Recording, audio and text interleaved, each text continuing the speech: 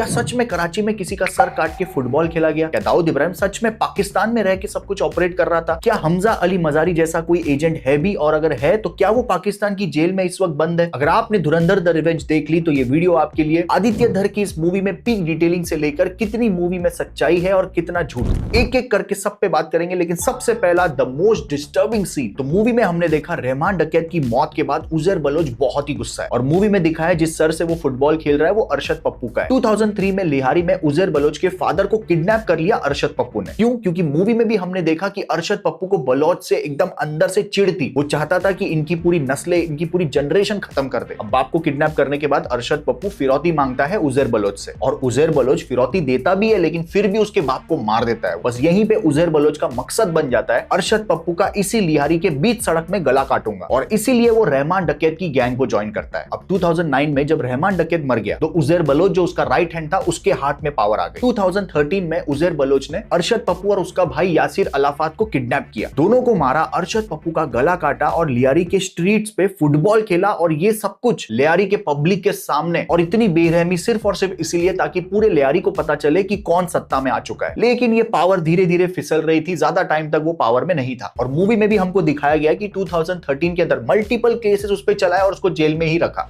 अब बात करते हैं मूवी के अंदर दाऊद इब्राहिम का घर दिखाएगा, एकदम व्हाइट हाउस, 13 क्लिफ्टन नाम। अब क्या सच में दाऊद पाकिस्तान में रहता था? ये सच है, ऑफिशियली डॉक्यूमेंटेड, और इसी सच ने पाकिस्तान को पूरी दुनिया के सामने एक्सपोज किया। पाकिस्तान में ही पनाह मिलती है गैंगस्टर और टेररिस्ट को। और जो मूवी में एड्रेस दिखाया है व्हाइट हाउस 13 क्लिफ्टन, जिसमें दाऊद इब्राहिम अपने पूरे मेडिकल सेटअप के साथ, अपने लोगों के साथ, ये एड्रेस रिवील करना पड़ा पाकिस्तान को मजबूरी में। FATF financial action task force होता है। अब FTTF ने अगर ब्लैकलिस्ट कर दिया किसी कंट्री को ये बोलकर कि पाकिस्तान छुपा रहा है दाऊद का रियल एड्रेस, तो पाकिस्तान को किसी भी वर्ल्ड बैंक से लोन कभी नहीं मिलेगा, और इसी ब्लैकलिस्ट से बचने के लिए पाकिस्तान ने डिस्क्लोज किया address.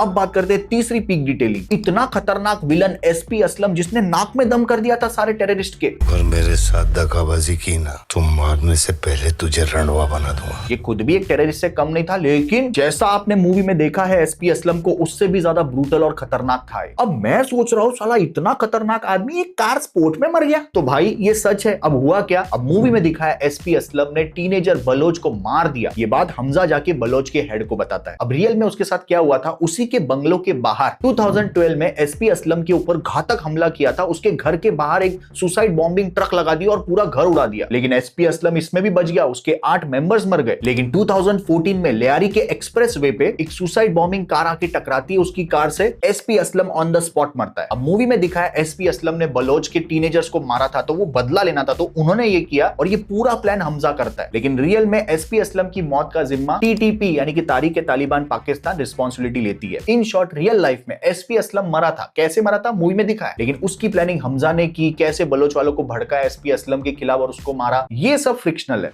Number 4 peak detailing. Hindu बड़ी ही डरपोक कौम है, ये बोला था। हिंदू बहुत ही डरपोक कौम है। जहूर मिस्त्री IC-814 का अंदार हाईजैक। 1999 में सानियाल के आंखों में आंखें डाल के ये कहा था उसने, बूदे भर का जोर लगा लो, उखाड़ लो जो उखाड़ना है। ये रियल लाइफ में हुआ है। कराची में उसी की फर्नीचर शॉप के अंदर 2022 में एक अननोन पर्सन आता है, उसको मार के चला जाता है। अब ये अननोन पर्सन कौन है कुछ कंफर्मेशन नहीं, लेकिन मूवी के अंदर दिखाया कि हमजा ने किया। अब रियलिटी में सच में इंडिया का कोई स्पाई भी हो सकता है, या फिर जहूर मिस्त्री का ही कोई इंटरनल दुश्मन, जो भी हो। लेकिन सबकी डेथ में जो सुकून जहूर मिस्त्री के मरने पे मिला था। लेकिन ये सबसे हटके एक कड़वी बात आपको बताता हूं, 1999 में उस हाईजैकर ने हाईजैक किया था और 2022 में जाके उसको मारा। Peak detailing number 5। मूवी में आपने देखा होगा हमजा के ऊपर इन्वेस्टिगेट करने वाला एक ऑफिसर SP असलम का जूनियर होता है। उसका नाम है उमर शाहिद हमीद। ये कैरेक्टर उमर शाहिद हमीद रियल में है। SP असलम इसका मेंटोर था और इसको तालिबान से कई बार धमकियां भी मिली थी, जैसे SP असलम को मारा वैसे ही तेरे को भी मारेंगे। ये 5 साल के लिए लंदन चला गया और वहां जाके क्राइम नॉवेल्स लिखने लगा।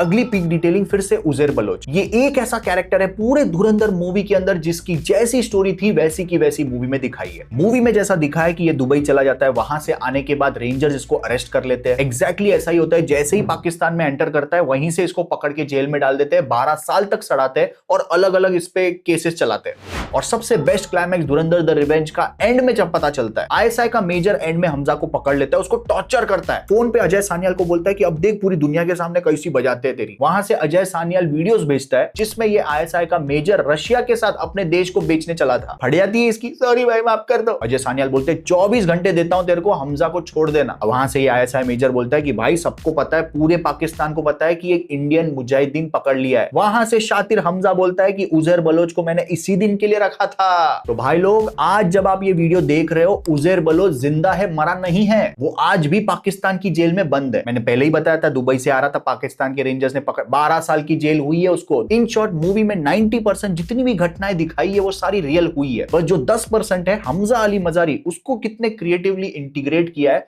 वो जो पूरा 10% है वो फ्रिक्शनल है। अब इतना इसके अंदर घुसने के बाद मेरे को ऐसा पर्सनली लगता है कि कोई रियल स्पाई हमजा अली मजारी है ही नहीं। लेकिन पाकिस्तान में इंडिया के स्पाई जरूर है। अब 4-5 अलग अलग स्पाई दिखाने से अच्छा आदित्य धर ने सोचा एक ही हीरो रखता हूं मैं। इससे ये फायदा होता है कि जो इंपैक्ट गिरता है उस एक पर्टिकुलर हीरो का, वो डाइल्यूट नहीं होता। 4-5 अलग अलग रहेंगे, कोई कमजोर, कोई स्ट्रॉन्ग, फिर हर एक की अलग अलग स्टोरी दिखाओ। In short, master class of writing क्या होती है वो आदित्य धर की इस मूवी से सीखने मिलता है। बहुत ही जल्द वीडियो आने वाली है जिसमें आदित्य धर ने किन इंटरनेशनल मूवीज से कॉपी कहो, इंस्पिरेशन कहो या रेफरेंसेस लिया है अपने धुरंधर द रिवेंज के अंदर। और भी कई सारी पीक डिटेलिंग है। क्या आप सेकंड पार्ट चाहते हो? कमेंट में बताना। Thank you so much, love you, take care, bye bye.